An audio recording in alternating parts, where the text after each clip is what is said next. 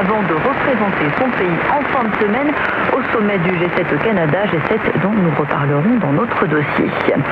Au Vatican, une journée pour se mettre à l'écoute des victimes d'abus. Au Chili, un second groupe composé de 7 prêtres et de 2 laïcs sera reçu par le pape François au Vatican. Le pape qui célébrera ce matin la messe à Sainte-Marthe avec eux avant de les recevoir en groupe et individuellement cet après-midi dans un climat de confiance et de confidentialité.